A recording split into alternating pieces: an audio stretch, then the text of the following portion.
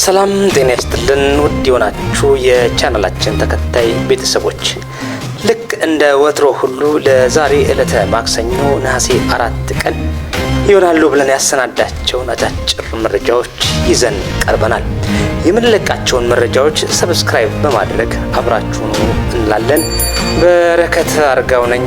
እነሆ ካላደጉ ሀገሮች ታታ ወይም ከድህነት ወለል በታች በግልና በህዝቧና የህዝቧ አኗኗር ሁኔታ ከድህነት ጠለል በታች የደሃ ደሃ ተብላ በምትጠራው የኢትዮጵያ የኑሮ ልዩነትና የሀብት የድህነት መጠን መለኪያ ወይም መመዘኛ እስኪያጣ ድረስ የኢኮኖሚና የአኗኗር ሁኔታ በከባድ ሁኔታ ልዩነት ፈጥሯል። የተለያዩ የኢኮኖሚክስ ባለሙያዎች እንደሚተነትኑት አስተያየት በአንድ ታዳጊ ሀገር ፖለቲካዊና ኢኮኖሚያዊ ኩነቶች ካልተመጣጠኑ ሀገር ለማደግ በምታደርገው ከፍተኛ ርብርብና ጥረት ውስጥ በሚፈጠሩ አጋጣሚዎች በሚሊዮን የሚቆጠሩ ህገወጥ አካላት በፍጥነት ከድህነት ወደ ሚሊዮነርነት ይለወጣሉ።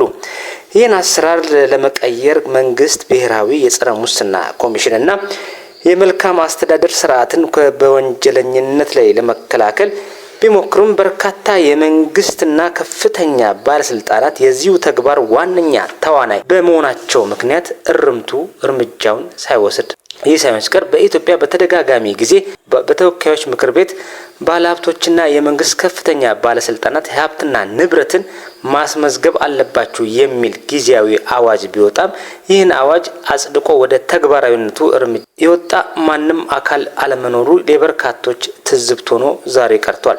እስከ ዛሬ ድረስ ቆይቷል። የኢፌዴሪ ጠቅላይ ሚኒስትር ዶክተር አብይ አህመድ በተገኙበት የብሔራዊ ታድሶ ኮሚሽን ኮሚሽነር ተመስገን ጥላሁን በኢትዮጵያ ውስጥ ዲጂታል የሆነ አሰራርን በመከተል ትክክለኛ መረጃና ማስረጃዎችን በማግኘት ላይ የተመሰረተ የህገወጥ ሀብትና ንብረት ላይ መንግስት እርምጃ በመውሰድ ውርስ እንደሚያደርግ ገልጸዋል። አክለውም በጠቅላይ ሚኒስትር ዶክተር አብይ አህመድ እንደገለጹት በከፍተኛ ሁኔታ በድህነት አረንቋ ውስጥ ባሉ በማህበረሰብ መሀል በመኖር ከአቅም በላይ የሆነ ህገወጥ መልኩ የተከማቹ ሀብትና ንብረትን ኮሚሽኑም ሆነ መንግስት በጋራ በመስራት እርምጃ ለመውሰድ መዘጋጀታቸውን ገልጸዋል። አንድ ክፍል መጠለያ ወይም ማረፊያ ባጣ ማህበረሰብ ውስጥ በመኖር ከ20 በላይ መሬትና የቤት በተለያዩ ህገወጥ መንገዶች በማከማቸት የሚኖሩ አካላት በሙሉ ከዚህ ወዲህ እርምጃ ለመውሰድ አስፈላጊውን ጥናት መጠናቀቁን በዚህ አጋጣሚ ለመግለጽ እወዳለሁ ብለዋል። አክለውም ጠቅላይ ሚኒስትር አብይ አህመድ ይህን ስል በእድሜ ዘመኑ በህጋዊ መልኩ ሰርቶ ደክሞ ያፈራውን አሊያም ከአያት ቅድመ አያቱ የወረሰውን ሀብት ንብረት መንግስት ይወርሳል ማለት እንዳልሆነ በዚህ አጋጣሚ ለመግለጽ እፈልጋለሁ በማለት ገልጸዋል። በህገወጥ መልኩ የተከማቹ ሀብቶች እንደሚወረሱ ጠቅላይ ሚኒስትር አብይ አህመድና